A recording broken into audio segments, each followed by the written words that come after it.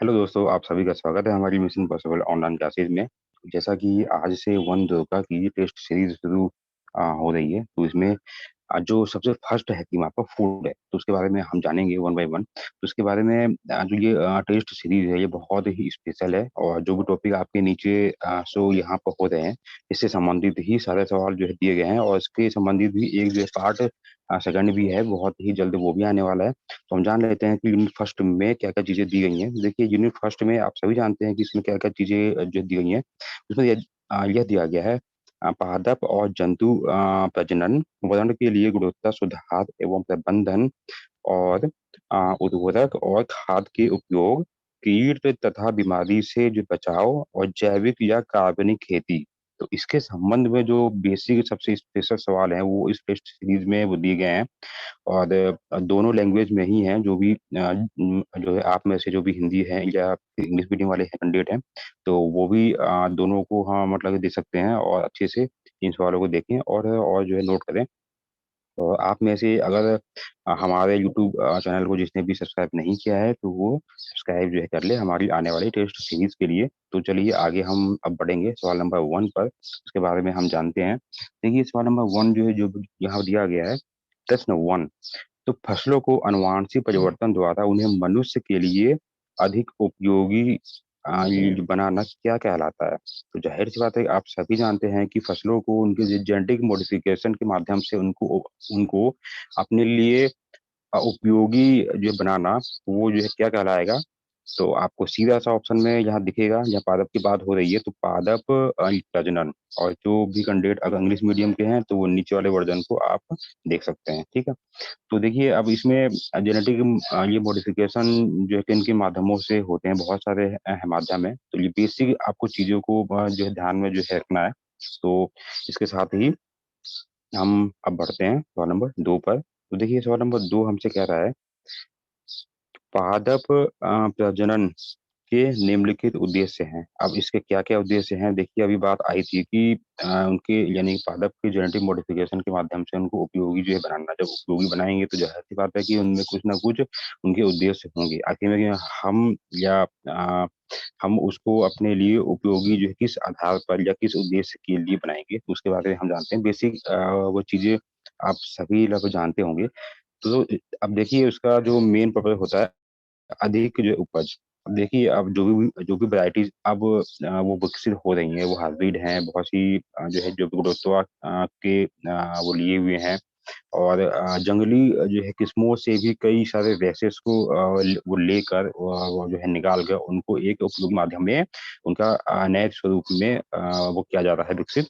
तो चलिए हम देखते हैं कि अधिक उपज के लिए, अधिक जो है गुणवत्ता ये गुणवत्ता के लिए, और रोग रोधी किस्मों के लिए। देखिए, ये बेसिक है। जो जो वैरायटीज जंगली होती हैं, वाइल्ड स्पीसीज होती हैं, तो उनमें क्या होती है, रोग रोधी क्षमता बहुत अधिक होती है। तो उसमें से ऐसे रेसेस को जो है निकाल के हमारे उपयोगी फसलों में डाला जाता है। तो अब इसमें आपका आंसर जो जो जो आप कहेंगे, वो है ऑप्शन नंबर डी, सभी।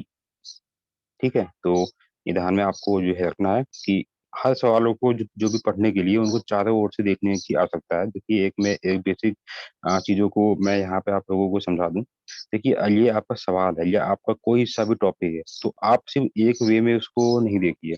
मेरा ये मानना है कि एक वे में नहीं, उसको चारों ओर से, उस एंगल, सभी ओर से उसको देखिए। हो सकता है कि इस एंगल से कई चीजों को हम छोड़ दें। अगर इस वाले एंगल से आप देखेंगे या फिर इस वाले एंगल से, तो हो सकता है ना, बहुत सी बेसिक चीजों की जानकारी आप सभी को प्राप्त हो जाएगी। चलिए इसी के साथ बढ़ते हैं कि प्रश्न नंबर तीन। दो भिन्न भिन्न नस्ल के मध्य संगम की क्रिया को जो क्या कहा जाता है दोस्तों? देखिए, आप सभी जानते हैं। अब ये बात जो है किसकी यहाँ पर आ रही है, संकरण की, हाइब्रिडाइजेशन की होती है। इसमें क्या होता है कि दो भिन्न भिन्न वो नस्लों के बीच में संगम प्रक्रिया जो है अपनाई हो जाती है। और एफ वन, पीढ़ी वन में, एफ वन को कहा जाता है पीढ़ी वन में इन दोनों के जो गुणों से समाहित एक रेसिस का जो है निर्माण जो है ना होता है। तो इस सारी प्रक्रिया को जो है कहा जाता है संकरण। Option number B. ठीक है। तो ये सब चीजें आप सभी को बेसिक चीजों की जानकारी होनी चाहिए। अब बढ़ते हैं प्रश्न नंबर फोर। अब 4 में हमसे क्या यहाँ पर सवाल दे रहा है, देखिए नंबर 4 में है कि किसी भी लक्षण में, अब देखिए इसको अच्छे से जो है समझिएगा, क्योंकि ये बहुत ही इंपॉर्टेंट है, रीडिंग से संबंधित ही ये सारे सवाल हैं। तो किसी भी लक्षण में उपस्थित विविधता या परिवर्तनशीलता का वह भाग जो अनुवांशिक कारणों से उत्पन्न होता है। ठीक है, समझ में आपके आ गया होगा। तो आप देखिए अब इसमें होता क्या है कि किसी भी जो है पौधे के जो है लक्षण में अगर कोई भी चीज में परिवर्तन आता है, किसके माध्यम से, अनुवांशिक जो है कारणों से, तो वो जो है क्या कहलाएगा। ठीक है, तो ऑप्शन नंबर आप यहाँ पर देखिए ए, बी, सी और डी। तो इसका आंसर है अनुवांशिक विविधता, यानी कि जेनेटिक वेरिएशन के ये माध्यम से ये चीजें होती हैं। तो ये एक जो भी डेफिनेशन है, तो इसको अच्छे से समझ लीजिए कि इसमें होता क्या है। चलिए अब बढ़ते हैं हम आगे सवाल नंबर 5 पर।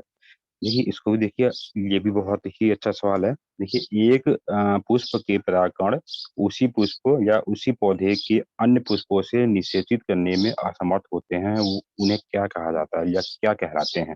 ठीक है, तो इसका जो है ऑप्शन आप देख लीजिए। ऑप्शन नंबर ए है कि इसे मेल स्टेटिटी के नाम से जाना जाएगा, या जेनेटिक इरोशन के नाम से, या फिर ऑप्शन नंबर सी है सेल्फ इनकम्पेरेबिलिटी के नाम से, या फिर नॉन ऑफ दीज। तो देखिए इसका जो आंसर होगा वो होगा ऑप्शन नंबर सी, यानी कि वो स्वयं ही अपने परागकण को निषेचित करने में क्या है, असमर्थ है। ठीक है, तो ध्यान में आपको रखना है इस वाले प्रोसेस को जो है क्या कहा जाता है। अब बढ़ते हैं आगे सवाल नंबर 6 पे। देखिए अब 6 हमसे क्या पूछ रहा है कि नर युग्मकों के परागकण निर्जीव और निष्क्रिय होता है, तो वो उन्हें क्या कहा जाएगा। ठीक है, तो चलिए हम इसमें ये जो है देख लेते हैं। इसमें ये दोनों वर्ड जो आगे, ये ऑप्शन नंबर ये सी है, तो चलिए इसको जो है देख लीजिएगा। इसका जो आंसर है वो है आंसर नंबर ए है, नर बाध्यता या फिर मेल स्टेरिलिटी।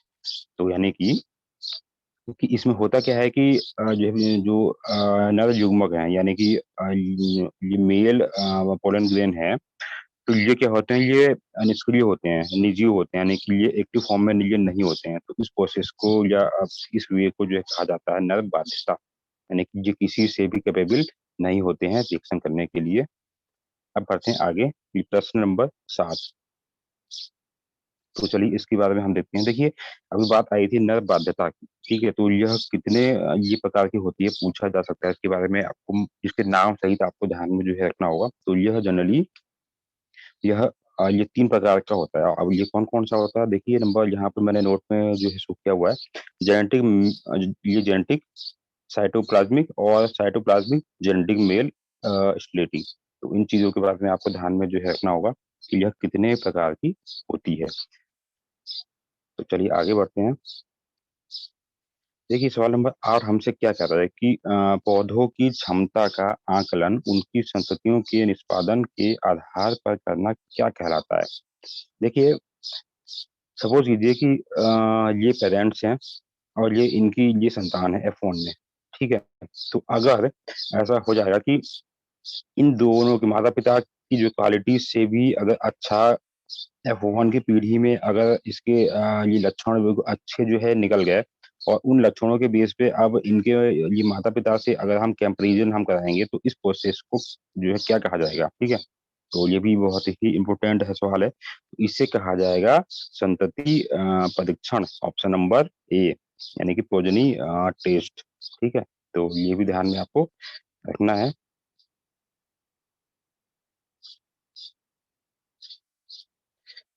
सवाल नंबर 9, 9 स्व परागित पौधे को की संतति को क्या कहा जाता है।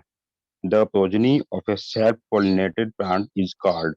इसे क्या कहा जाएगा। ठीक है, तो इसका जो आंसर है ऑप्शन नंबर ए, बी, सी को अच्छे से आप देख लीजिए। इसका जो सही आंसर है वो है ऑप्शन नंबर सी, यानी कि शुद्ध वंशगतम हिंदी में ये है, और इंग्लिश में जो भी इंग्लिश वाले कैंडिडेट हैं वो यहाँ देखेंगे ऑप्शन नंबर सी है, ये प्योर लाइन सिलेक्शन। आप सभी जानते हैं कि ये प्योर लाइन सिलेक्शन में क्या होता है, मतलब कि होता है इसमें सेल्फ पोलिनेटेड क्रॉप की पोजीशनिंग को जो भी रखा जाता है, स्टोर जो है किया जाता है, तो ये इसके अधीन आएगा। अब बढ़ते हैं आगे सवाल नंबर 10 पर। ये 10 हमसे क्या कहता है, देखिए, समूह वर्ण से जो किस्में जो विकसित होती हैं उन्हें क्या कहा जाता है?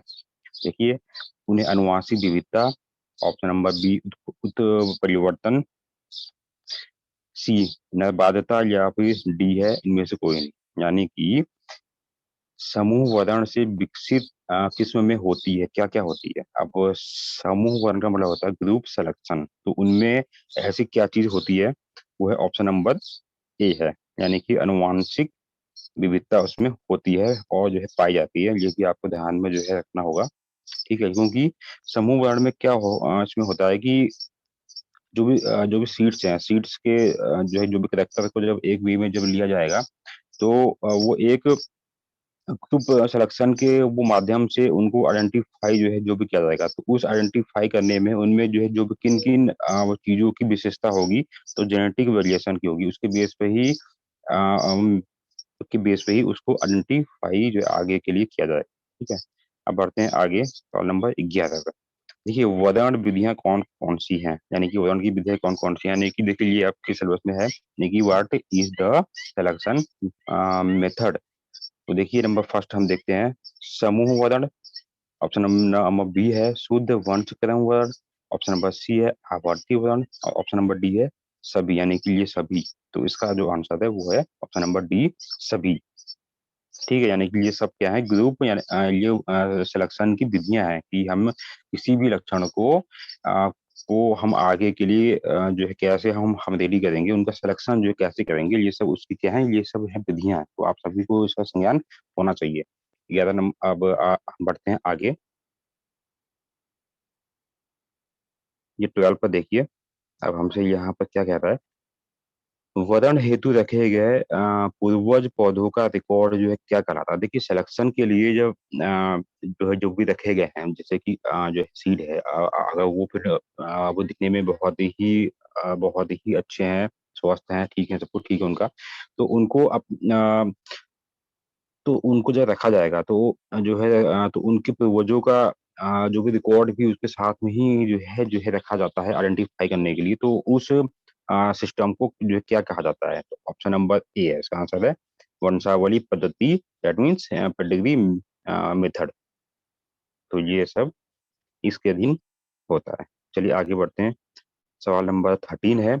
देखिए, जब F1 पीढ़ी किसी लक्षण में अपने दोनों जनकों से अच्छी होती है, तो उसे जो है क्या कहा जाता है? ठीक है, तो इसमें देखते हैं, इसे जो है कहा जाता है हेटोसिस, दैट मीन्स संकर ओज, ठीक है? तो इसका मतलब ये हुआ, सपोज कर लीजिए ये जो है माता पिता हैं और इनसे F1 पीढ़ी में जो भी संतान जो भी हुई, तो इसके लक्षण इस अपने जो है पिता से बहुत ही अच्छे निकले, मतलब इन दोनों से ही बहुत ही बेटर अच्छे निकले। तो इस प्रोसेस को जो जो कहा जाता है संकर ओज, यानी कि हेटोसिस। आगे बढ़ते हैं, नेक्स्ट सवाल को देखते हैं। देखिए, ये प्रश्न नंबर 14, भारत सरकार ने बायोटेक्नोलॉजी विभाग की स्थापना जो है कब की? अब ये भी सवाल पूछा जा सकता है, तो आप सभी को ध्यान में जो है रखना है इसको। The government of India established the department of biotechnology. तो ऑप्शन नंबर ए है 1986। चलिए दोस्तों आगे बढ़ते हैं।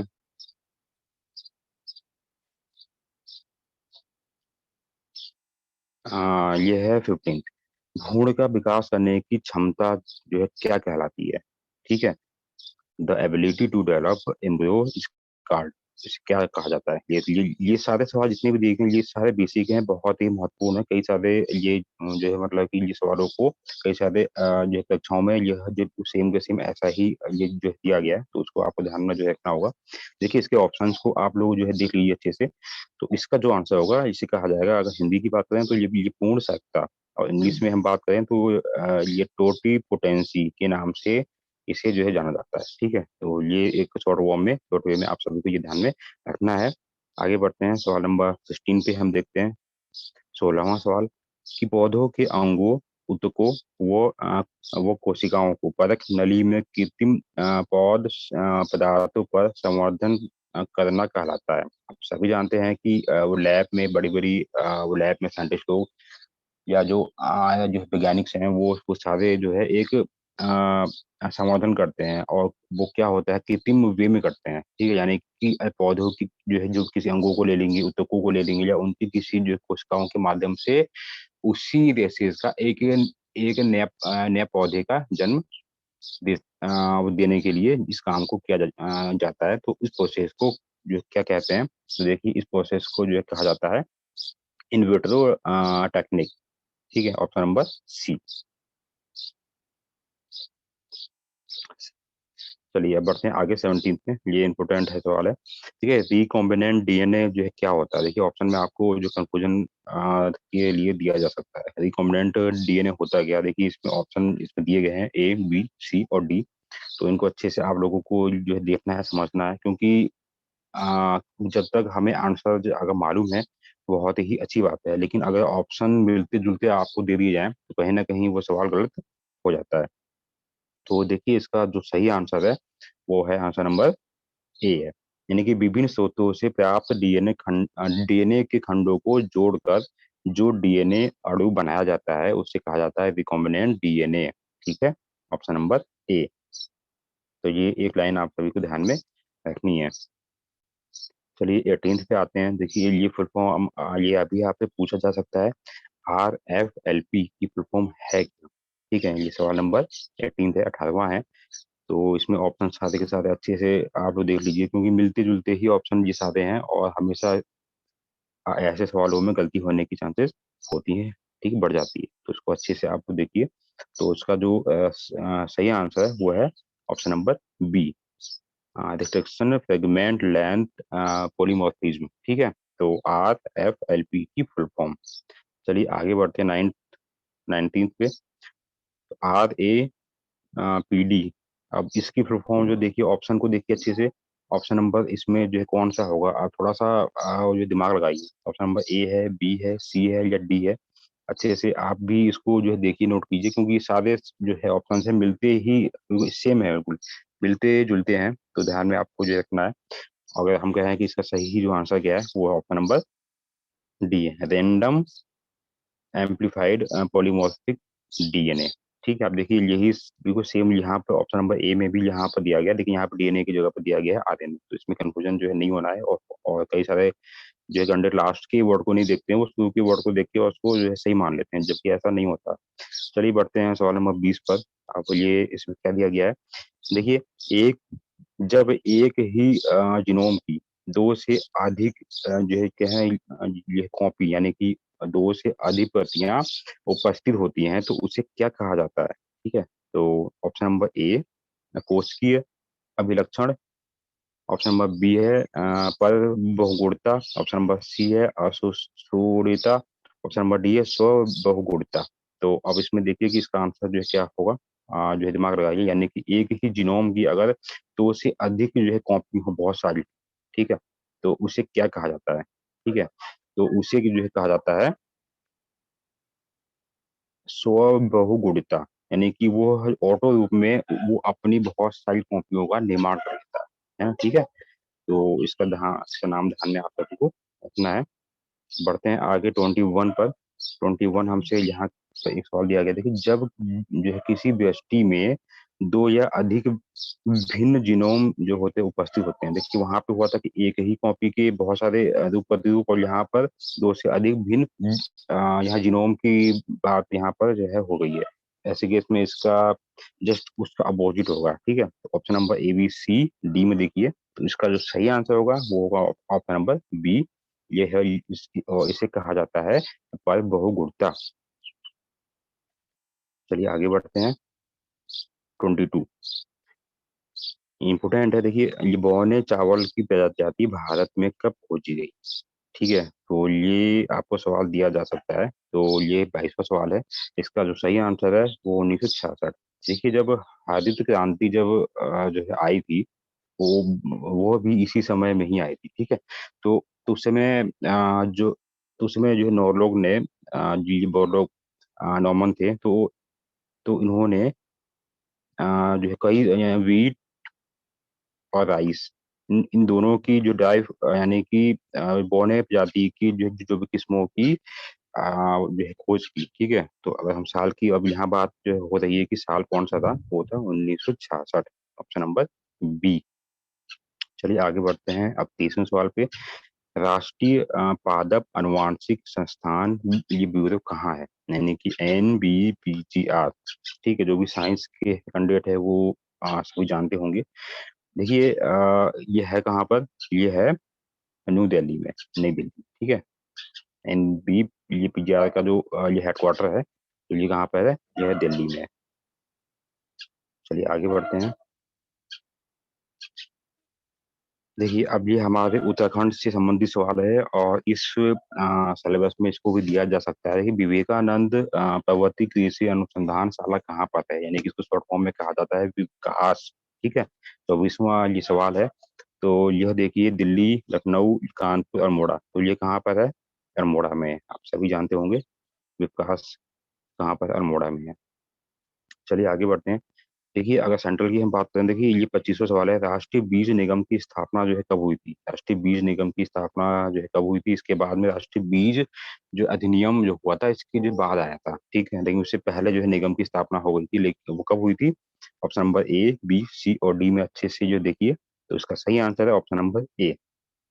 1963 में इसकी स्थापना हुई थी। अब हम आगे बढ़ते हैं 26वें सवाल पर।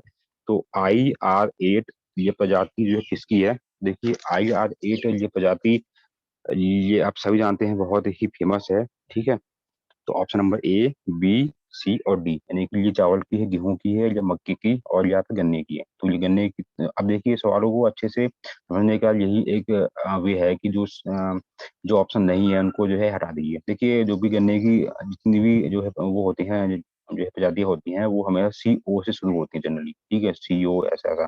तो गन्ना तो जो है नहीं होगा। ठीक है, और ये मक्का भी नहीं होगा, तो या तो गेहूं है या फिर क्या है, ये चावल है। ठीक है, तो अब आप ये जानते होंगे कि ये हमारा इंडिया में ये विकसित जो है नहीं नहीं हुई है, ये फॉरेन में ये हुई थी, विकसित हुई है। वो बहुत ही जो है ये कहते फेमस थी, और इसके माध्यम से कई रेसेस जो है निकाले गए, और जिनके स्वरूपों को अलग अलग वे में और नए प्रजातियों के रूप में जो है क्या होता है, वो चावल की किस्मों का जो है विकास होता है। तो इसका सही आंसर है ऑप्शन नंबर A, चावल। चलिए आगे बढ़ते हैं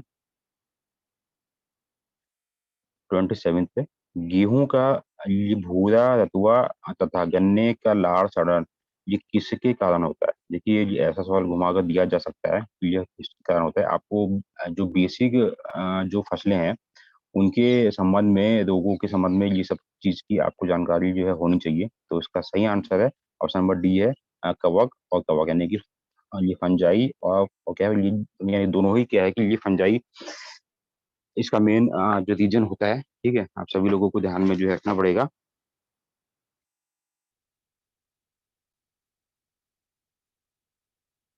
तो चलिए अब हम बढ़ते हैं आगे। 28वां सवाल देखते हैं। 28वें सवाल में ऐसा क्या है कि अब अब यहाँ पर एक जो प्रोसेस के बारे में आप लोगों से जानकारी जो है ये लेना चाहता है सवाल, कि वो प्रक्रिया जिसके द्वारा जीन के भीतर आधार अनुक्रम में परिवर्तन के माध्यम से अनुवांशिक भिन्नता उत्पन्न होती है, तो उसे जो है क्या कहा जाता है। ठीक है, तो इसमें ऑप्शन को अच्छे से एक बार देख लीजिए। Option number A, B, C और D। तो इसका जो सही आंसर है वो है आंसर नंबर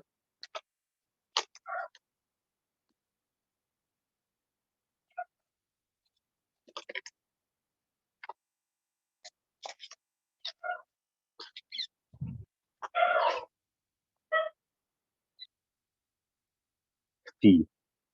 इसका जो आंसर है ऑप्शन नंबर C, म्यूटेशन, उत्तर परिवर्तन। ठीक है, चलिए आगे बढ़ते हैं। 29वां सवाल है। देखिए अब यहाँ पर क्या पूछा हमसे कि बेहतर पोषण गुणवत्ता के लिए प्रजनन फसलों को जो कहा जाता है, breeding crops for improved nutritional quality is refer to as. तो उसे क्या कहा जाता है। तो इसके ऑप्शन को अच्छे से देखिए। तो इसे कहा जाता है option number B, biofortification. ठीक है, यानी कि ये ऑप्शन नंबर ये बी इसका राइट आंसर है। चलिए बढ़ते हैं आगे।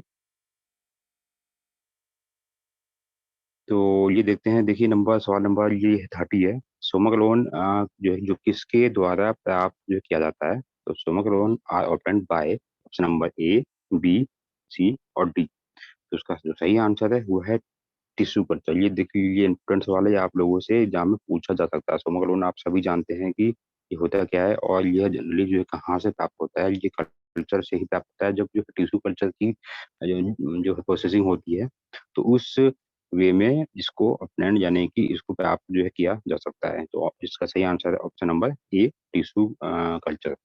तो अब चलिए इसी के साथ में अब हम अगली टेस्ट से सीरीज को भी जल्दी से ही आप लोगों के लिए अवेलेबल हम कराएंगे। तो आप में से जिसने भी अगर हमारे यूट्यूब चैनल को सब्सक्राइब नहीं किया है, हमारी आने वाली बंदोगा और आने वाली एलटी दोनों के लिए हमारे यूट्यूब चैनल को सब्सक्राइब करना बिल्कुल ना भूलें। All the best.